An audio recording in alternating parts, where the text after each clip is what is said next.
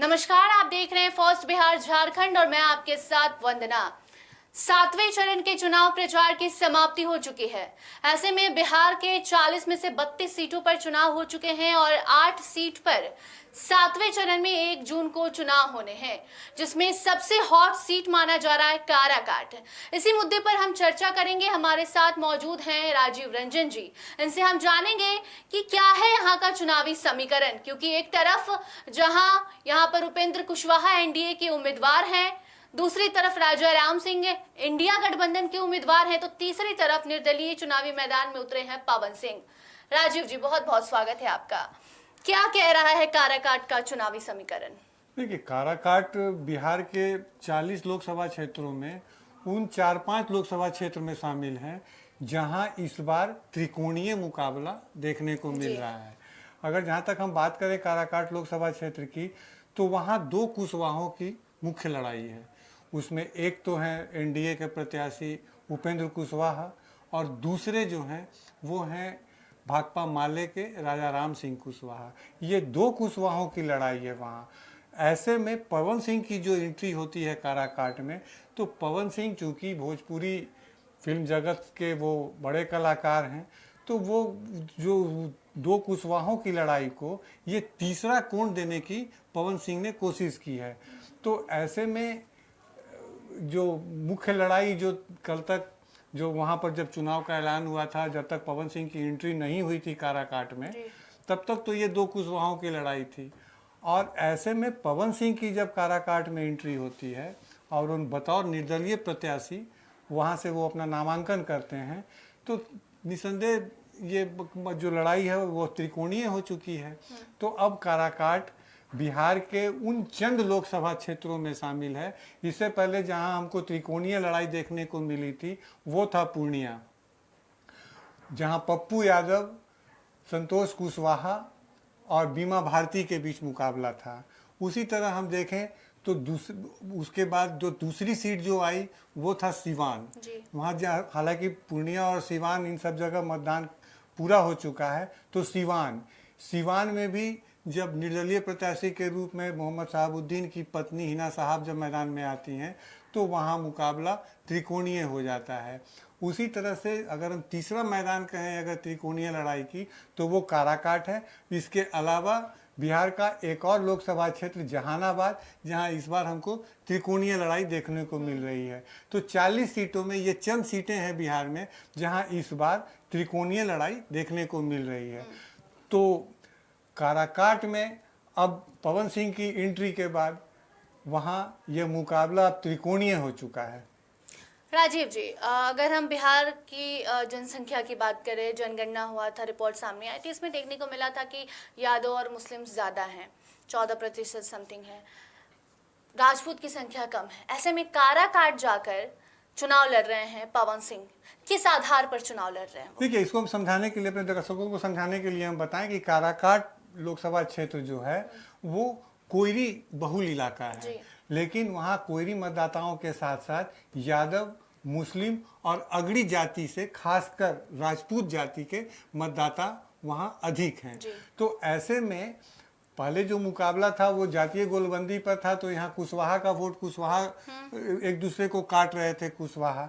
लेकिन ऐसे में जब पवन सिंह की वहाँ एंट्री होती है, तो जाहिर है कि पवन सिंह अपर कास्ट का जो वोट है, अगड़ी जातियों का जो वोट है और खास करके राजपूत जाति का वोट है, तो अब देखना ये होगा कि पवन सिंह राजपूत जाति के वोट के अलावा उनको न तो कोई यादव वोट की उम्मीद है पवन सिंह को वहाँ से, न पवन सिंह को कोयरी वोट की उम्मीद है। और जिस तरह का हम चुनावी परिदृश्य देख रहे हैं, तो इसमें मुस्लिम वोट से भी पवन सिंह पवन सिंह को मुस्लिम वोट से भी उम्मीद नहीं है। तो अगर पवन सिंह सिर्फ राजपूत मतदाताओं के भरोसे वहाँ चुनाव में उतरे हैं, तो हमको नहीं लगता है कि पवन सिंह उपेंद्र कुशवाहा और राजा राम सिंह कुशवाहा की लड़ाई को तीसरा कोण देने में बहुत हद तक सफल हो पाएंगे। हाँ, बशर्ते पवन सिंह वहाँ वोट काटेंगे, और जो वोट काटेंगे वो आपको पता है कि वो वोट किसका होगा, अगड़ी जातियों का वोट बाकी जो भी 39 विधानसभा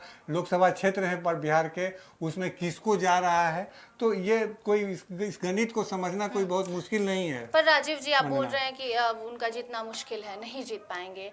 ऐसे में भीड़ तो बहुत लग रही है। जिस दिन उन्होंने नामांकन किया उस दिन भी काफी भीड़ लगी, और उसके बाद अभी भी जहां भी जा रहे हैं, जनसंपर्क अभियान चला रहे हैं, वहां इतनी भीड़ लग रही है कि कुर्सी टूटने लग जा रहा है। देखिए वंदना, भीड़ लगना, किसी सेलिब्रिटी को देखने के लिए, सुनने के लिए, उसकी एक झलक पाने के लिए भीड़ लगना एक अलग बात है, और भीड़ का वोट में तब्दील होना ये दूसरी बात है। हम आपको बहुत दिलचस्प किस्सा सुनाते हैं। बात 2011 की है। पवन सिंह के गांव में पंचायत का चुनाव चल रहा था, और उस पंचायत के चुनाव में पवन सिंह के भाई वहां मुखिया का चुनाव लड़ रहे थे। जाहिर है, जब वो चुनाव चल रहा था तो पवन सिंह के दरवाजे पर रोज 500,000 लोगों की भीड़ लगी रहती थी। लेकिन जब चुनावी नतीजा आया तो पवन सिंह के भाई को महज 130 वोट से ही संतोष करना पड़ा। तो ऐसा हम नहीं कर सकते हैं कि किसी सेलिब्रिटी को देखने के लिए जो भीड़ उमड़ रही है वो भीड़ उनके वोट में तब्दील हो जाएगी, ऐसा कहना संभव नहीं है, और ये होता भी नहीं है। अमूमन हम लोग जो भी चुनाव देखते हैं कि अगर कोई फिल्म स्टार आता है तो उसको देखने के लिए भीड़ उमड़ पड़ती है, और कई फिल्म स्टार तो वो भीड़ जुटाने के चक्कर में नेता बन गए।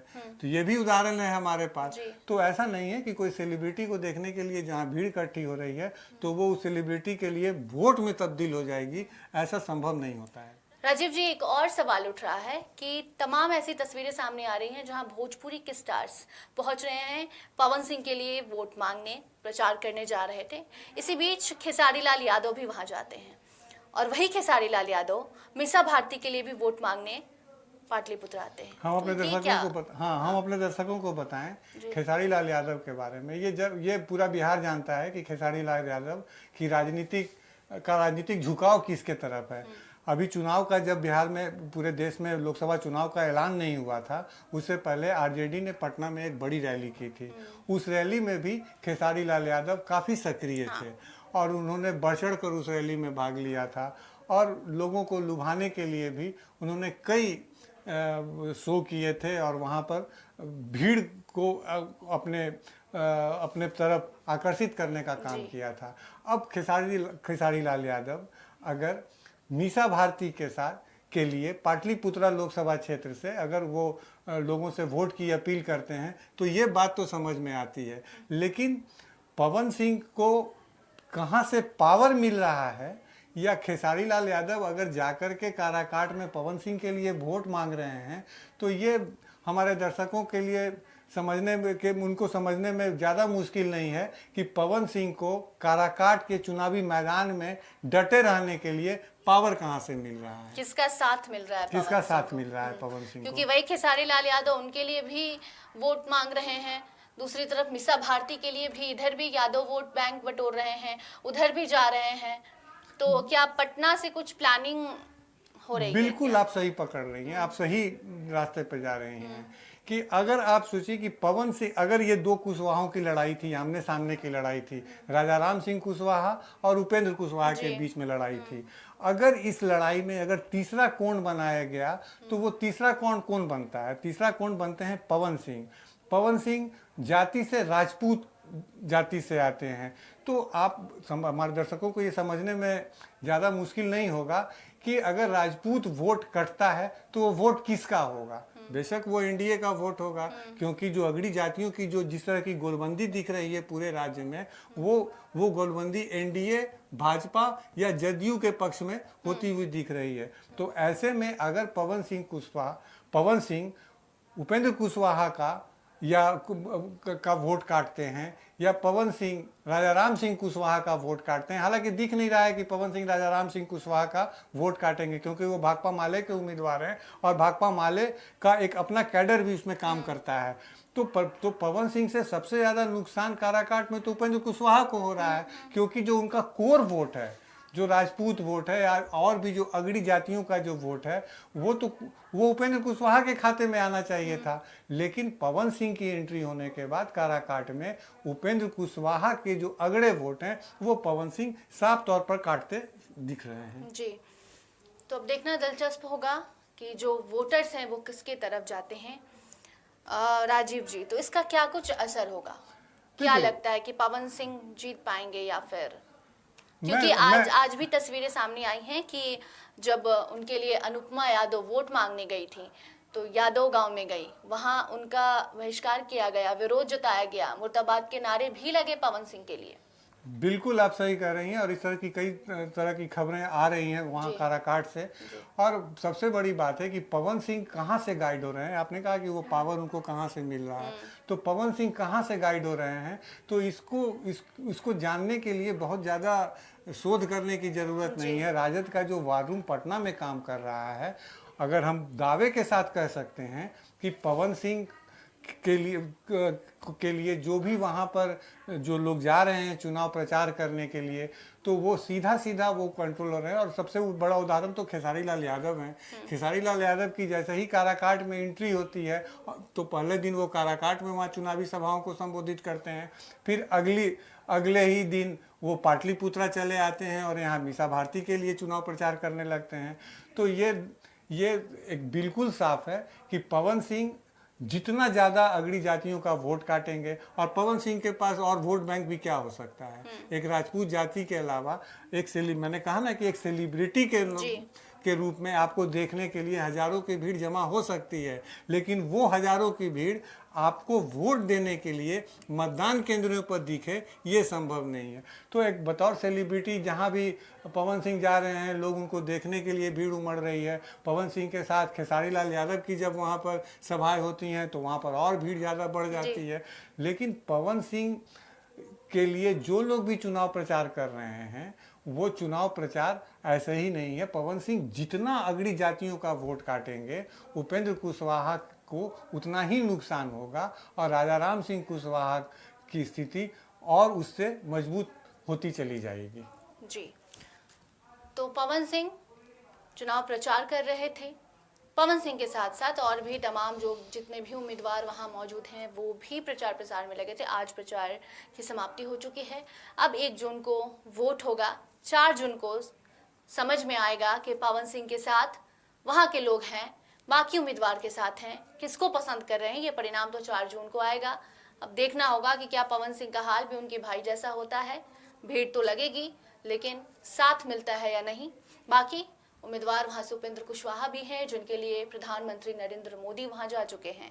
अमित शाह ने भी वहां रैली की थी, लोगों को संबोधित किया था और तमाम तरह के वादे भी किए थे। तीसरी तरफ राजा राम सिंह हैं, जिनके लिए चुनावी मैदान में उतरकर तेजस्वी यादव, उनके साथ मुकेश सहनी ने भी वोट मांगा है। अब 4 जून को परिणाम सामने आएगा और देखना होगा कि काराकाट की जनता किसे सांसद के रूप में देखना चाहती है। जो तस्वीरें आएंगी आप तक जरूर पहुंचाएंगे। देखते रहिए फर्स्ट बिहार झारखंड। धन्यवाद। पनोरमा ग्रुप, जो सोचता है वो करता है। आपके अपने सपनों का आशियाना